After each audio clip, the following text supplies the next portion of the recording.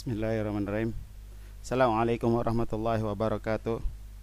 Alhamdulillah wa syukurillah wa la hawla wa la quwata illa billah.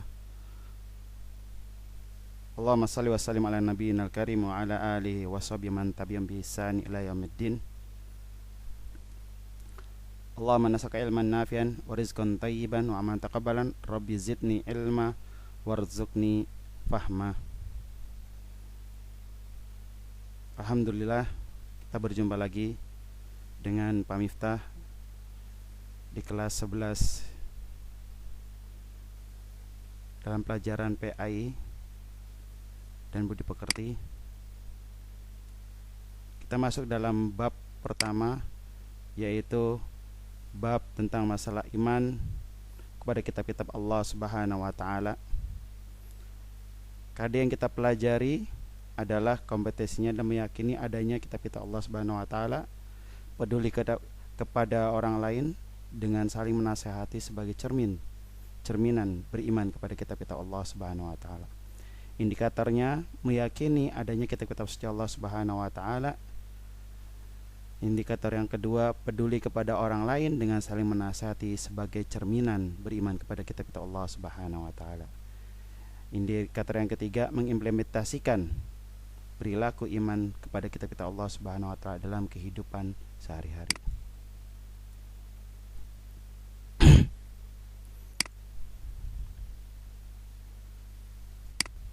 Tujuan pembelajaran kita, ya, setelah mengikuti proses pembelajaran, peserta didik diharapkan dapat yang pertama meyakini adanya kitab suci Allah Subhanahu wa taala. Yang kedua, peduli kepada orang lain dengan saling menasehati sebagai cerminan beriman kepada kitab-kitab Allah Subhanahu wa taala. Yang ketiga, mengimplementasikan perilaku iman kepada kitab-kitab Allah dalam kehidupan sehari-hari.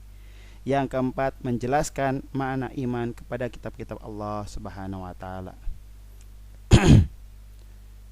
Yang keenam, menjelaskan kandungan dalil nakli tentang iman kepada kitab-kitab Allah Subhanahu wa taala. Yang terakhir, mengidentifikasi ciri-ciri orang beriman kepada kitab-kitab Allah Subhanahu wa taala. Perhatikan anak didikku, ini adalah gambaran sukses. Dan ini adalah orang saling bekerja sama. Ini adalah jembatan. Dia membuat jembatan bagaimana sampai dengan tingkat sukses. Ternyata sukses itu butuh kerjasama satu dengan yang lain.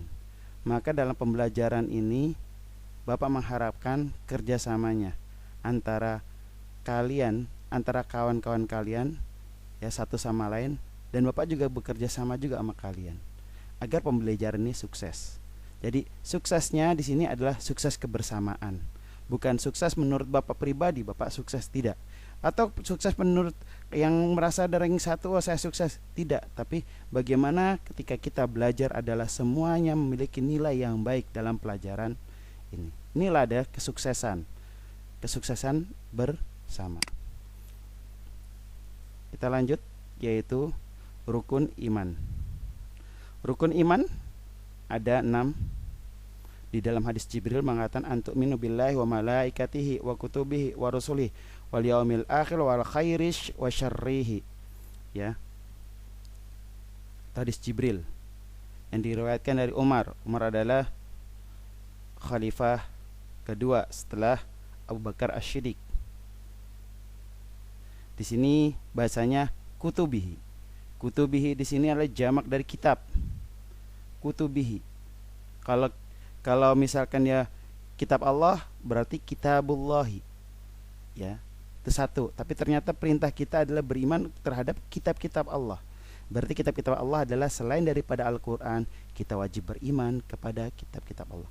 Kalau kita tidak beriman, hanya beriman kepada kitab Allah, berarti kita secara tidak langsung tidak mengurangi jumlah dari rukun iman atau merubah dari rukun iman.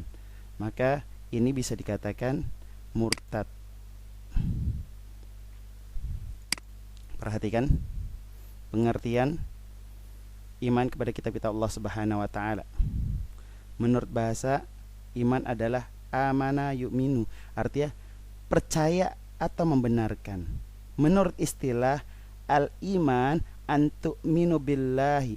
Al-iman tasdiqu bil qalbi wa taqrirul bil lisan wal amal bil jawarih.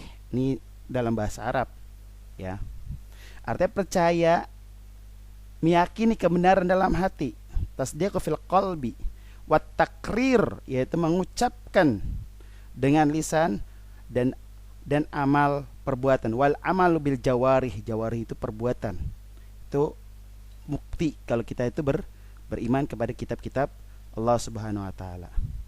Jadi percaya dan meyakini bahwa Allah Subhanahu wa taala mempunyai kitab yang telah diturunkan kepada para rasulnya agar menjadi pedoman hidup bagi umatnya. Hukum beriman kepada kitab Allah Subhanahu wa taala fardhu ain, wajib bagi setiap orang yang beragama Islam, Muslim, orang Islam yang tidak mempercayai adanya kitab-kitab Allah Subhanahu wa taala, maka dinamakan murtad, keluar dari ajaran Islam. Tadi Bapak sudah menjelaskan, karena rukun imannya dia berkurang. Sedangkan dalam Islam rukun iman itu ada 6. Beriman kepada kitab Allah Subhanahu wa taala merupakan rukun iman yang ketiga. Mengimani kitab Allah Subhanahu wa taala berarti kita harus mempercayai dan mengamalkan segala sesuatu yang terkandung di dalam kitab tersebut. Iman terhadap kitab Allah Subhanahu wa taala merupakan salah satu landasan agama kita. Allah Subhanahu wa taala berfirman, "Laisal birru an tuwallu wujuhakum qibal masyriq wal maghrib, walakinnal birra man amana billahi wal yaumil akhir wal malaikati wal kitabi wan nabiyyin wa atal mala ala hubbi dzil qurba wal yatama wal masakin." Ila akhirih. Bukanlah menghadapkan wajahmu ke arah timur dan barat itu semua kebajikan. Akan tetapi sesungguhnya kebajikan itu ialah beriman dengan Allah Subhanahu wa taala, hari kemudian, malaikat-malaikat, kitab-kitab, nabi-nabi, sampai seterusnya ya. Quran Surat Al-Baqarah ayat 177. Ini pengertian iman kepada kitab Allah.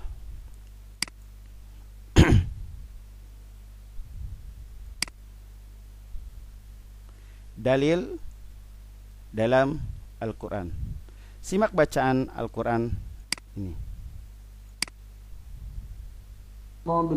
ومن يكفر بالله وملائكته وكتبه ورسله واليوم الآخر فقد ضل ضلالا بعيدا. Yang artinya, wahai orang-orang yang beriman, tetaplah beriman kepada Allah dan Rasul-Nya, dan kepada kitab yang Allah turunkan kepada Rasul-Nya, serta kitab yang Allah turunkan sebelumnya. Barang siapa yang kafir kepada Allah, malaikat-malaikatnya, kitab-kitabnya, rasul-rasulnya, dan hari kemudian, maka sesungguhnya orang itu telah sesat sejauh-jauhnya.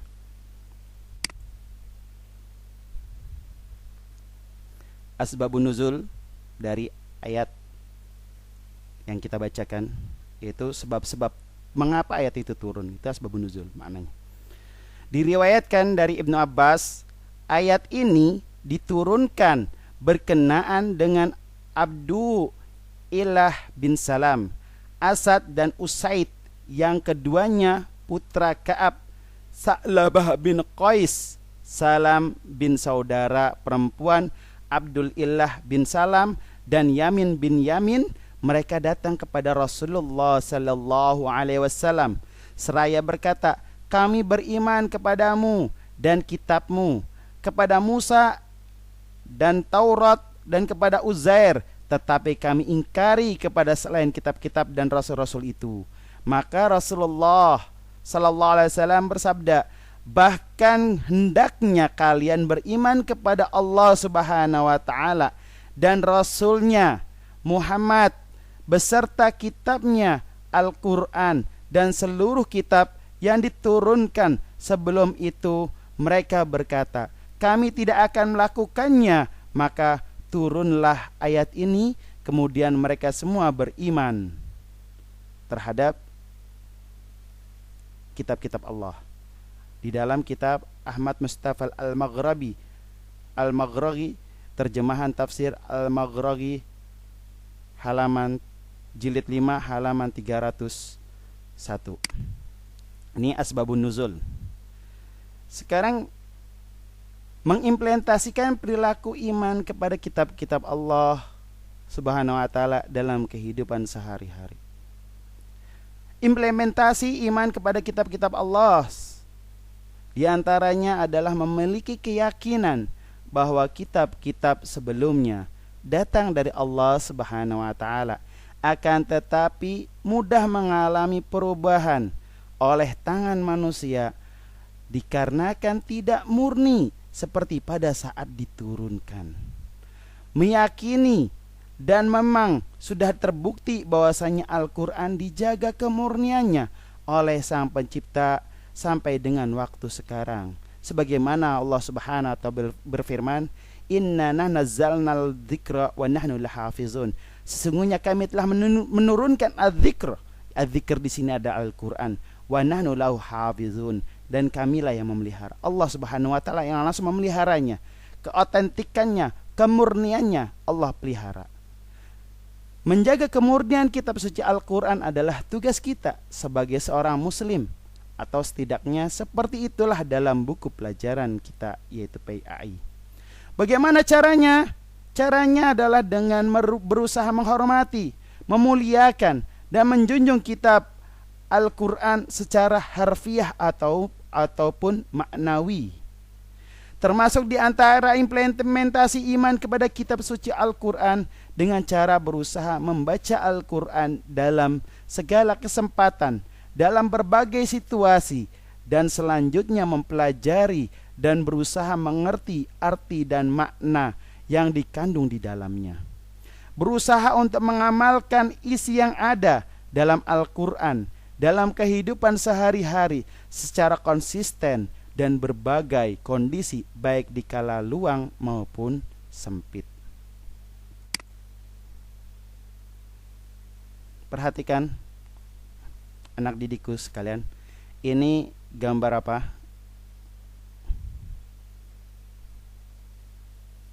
Udah paham gambarnya? Ini adalah satu keluarga yang mengimplementasikan kehidupan dia, mengamalkan kehidupan dia dalam sehari-hari. Ya, ini adalah bukti implementasi.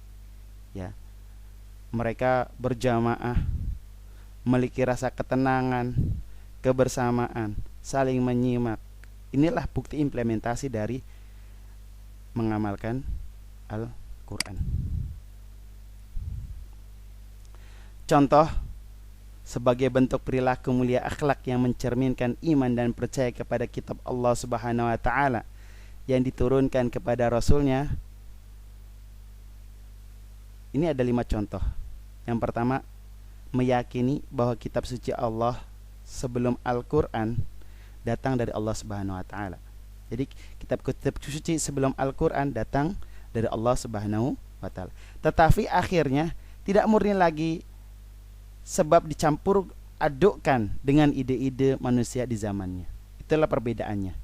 Yang kedua, Al-Quran sudah dijaga kemurniannya oleh Allah Subhanahu wa taala sampai sekarang, sebagaimana Bapak bacakan dalilnya. Umat Islam juga sebagai penjaganya. Menjaga kemurnian Al-Quran adalah tugas kita sebagai muslim. Salah satu cara menjaga Al-Quran adalah dengan berusaha menghormati, memuliakan, menjunjung tinggi kitab suci Al-Quran dan menghafalnya. Banyak para penghafal Quran. Ya, dalam rangka apa? Menjaga kesucian Al-Quran. Yang ketiga, menjadikan Al-Quran sebagai petunjuk dan pedoman hidup, dan tidak sekali-kali berpedoman kepada selain Al-Quran. Berusaha untuk membaca Al-Quran, ini yang keempat ya. Berusaha untuk membaca Al-Quran dalam segala kesempatan, dikala suka maupun duka. Kemudian belajar memahami arti dan isinya. Berusaha untuk mengamalkan isi Al-Quran di dalam kehidupan sehari-hari, baik di waktu sempit maupun di waktu lapang. Ini contoh perilaku mengamalkan Al-Quran. Sekarang yang ciri orang-orang yang beriman kepada kitab Allah Subhanahu wa taala antara lain. Yang pertama, mengerjakan semua perintah yang terdapat dalam kitab Al-Quran. Kita berusaha ya, walaupun Al-Quran ini banyak isinya, tapi kita berusaha untuk mengamalkan kitab suci Al-Quran. Yang kedua, menjauhi semua perbuatan yang ada larangan dan mengerjakan dalam Al-Quran, yang mengerjakannya dalam Al-Quran. Jadi larangan itu kita tinggalkan. Larangan dalam Al-Quran kita tinggalkan. Dan kita mengamalkan perintah dari yang ada dalam Al-Quran. Yang kedua, meyakini bahwa semua isi Al-Quran adalah kebenaran yang berasal dari Allah Subhanahu wa taala. Ya. Yang keempat, selalu berpedoman kepada Al-Quran dalam segala kegiatan yang dilakukan. Jadi kita dari bangun tidur sampai mau bekerja atau kita mau makan, ingat dasar-dasar perintah-perintah dari Al-Quran. Ya. Mudah-mudahan kegiatan kita mendapat pahala. Karena Al-Quran itu innamal a'malu binniyat mukhlishina lahuddin, ya.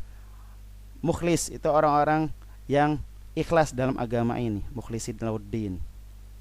Maka kita diperintahkan dalam mengamalkan Al-Quran adalah al-ikhlas, yaitu mengikhlaskan. Yang kelima, membenarkan kitab-kitab terdahulu yang dibawa oleh para nabi dan rasul. Jadi kitab-kitab terdahulu itu kita benarkan. Kita benarkan. Karena sebenarnya isinya itu nggak jauh beda dengan Al-Quran, tapi Al-Quran adalah penyempurna. Masalah akidah dari zaman Nabi Adam sampai dengan sekarang itu akidahnya satu, muwahhid, yaitu mengesahkan Allah Subhanahu wa taala. Itu akidahnya. Tapi syariatnya yang berbeda-beda. Kullin ja'alna syir'atan wa minhaja. Karena kami menjadikan tiap syariat Nabi itu berbeda-beda. Itu yang perbedaannya syariatnya. Kalau dulu boleh menikah antara adik kakak boleh. Zaman siapa? Nabi Adam. Ya, itu syariatnya. Kalau ngikutin syariat Nabi Ibrahim, kita nggak bakalan sanggup. Kenapa? Kita suruh menyembelih anak. Kenapa? Karena Nabi Ibrahim itu menyembelih anak. Nggak mungkin kan? Iya, karena dirubah. Itulah makanya tiap nabi punya syariat berbeda-beda. Yang berbeda adalah syariatnya. Akidah tetap satu. Yang keenam, selalu berakhlak mulia sesuai perintah dalam kitab Allah Subhanahu wa taala. Karena di dalam kitab-kitab Allah itu perintahnya adalah selalu akhlak mulia. Dari zaman Nabi Adam sampai sekarang namanya mencuri itu berdosa. Mencuri itu berdosa. Perintahnya kayak gitu.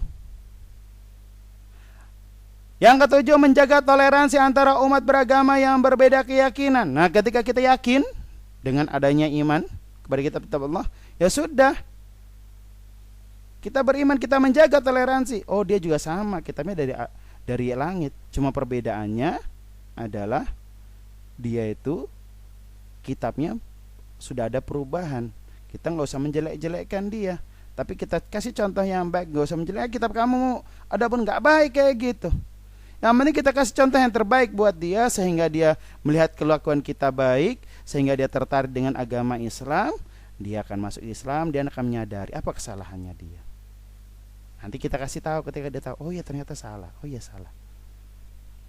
Saling tolong menolong dalam kebaikan tanpa melihat dari keyakinannya. Ini lihat, perhatikan, saling tolong menolong. Jadi ketika kita melihat ada tetangga kita kesusahan, beda agama, kita bantu. Nggak usah bilang, oh kita bukan orang Islam. Itu salah, itu pemahaman salah, itu pahaman radikal. Itu bahaya dalam Islam. Yang kesembilan, menjaga persaudaraan sebangsa dan setanah air walaupun beda keyakinan. Maka kita pelihara persaudaraan kita. Jangan sampai kita membuat perpecahan, pertikaian. Oh, itu nggak boleh dalam Islam. Inilah perintah-perintah ciri-ciri orang yang beriman kepada kitab Allah Subhanahu wa taala. Terima kasih. Itu saja yang bisa Bapak sampaikan.